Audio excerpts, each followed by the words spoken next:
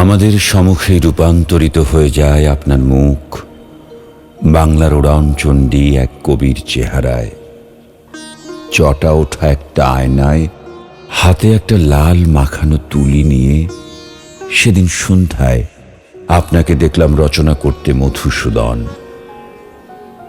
যে মানুষটা মেনে নেয়, যে মানুষটা ভেঙে যায় বর্তমান এই বাংলায়, যে মানুষটা পড়ে যায় অনবরত এবং ক্রমাগত, আমরা সেই মানুষটিকেই আবার দেখলাম তুলির টানে সবল হয়ে উঠতে। পদ্যের ছন্দই শুধু নয়, কিছুকে ভাঙতে এবং নতুন করে নিতে। যাত্রার জায়গায় বসে আমরা দেখতে পেলাম দুটি বিশ্বযুদ্ধ এবং মিথ্যে সব স্বাধীনতার এই শতাব্দীটি কেমন করে হঠাৎ শূন্যে তুলে দিল তার পা, এবং এত ইতিহাসের পরেও হেনরিয়েটা আবার তার সবুজ রিবন খুলে এলিয়ে দিল চুল বাংলার এক সর্বশান্ত কবির জন্যে অসীম প্রতীক্ষায়। অমলেন্দু, আমাদের চাঁদগুলো তবে আবার হোক অমল আপনার উচ্চারণে, আমাদের অট্টহাসিগুলো আবার হোক ধবল আপনার চিত্রণে, আমাদের ভালোবাসাগুলো আবার হোক সবল আপনার প্রসাধনে।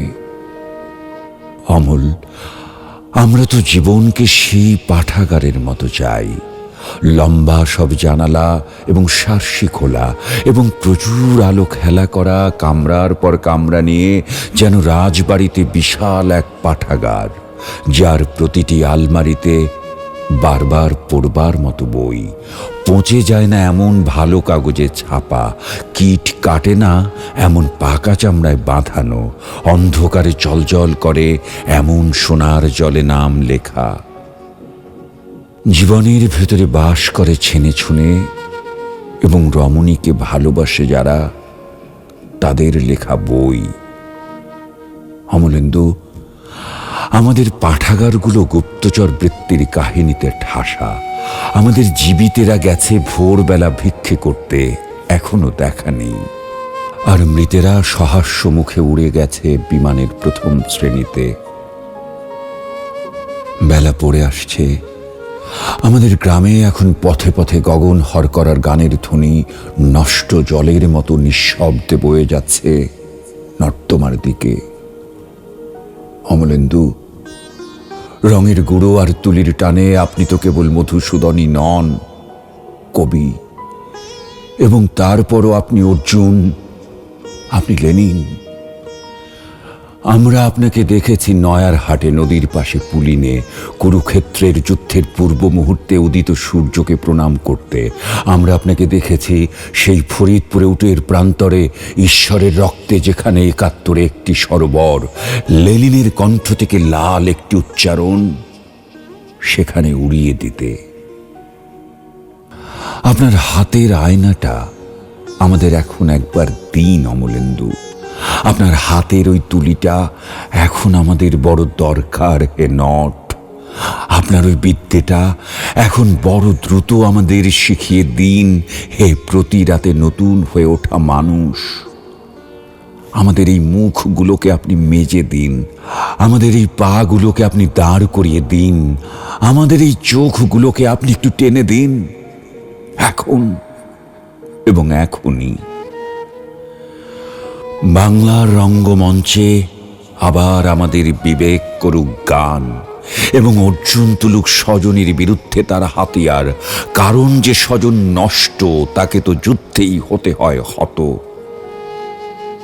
অমল, আপনি আমাদের নিয়ে যান সেই পালাসমূহে, ব্যাধ যেখানে আবার স্বীকার করবে বরাহ, এবং কৃষ্ণ যেখানে সমস্তই স্মরণ করিয়ে দেবে অর্জুনকে, এবং নিরাপদ যেখানে কন্যাদের জন্য জনপদের পথ, মধুসূদনের জন্য বাংলাদেশ, মুজিবের জন্য তৃতীয় বিশ্ব, এবং আরও একজন লেনিনের জন্য ১বিংশ শতাব্দীর কাল।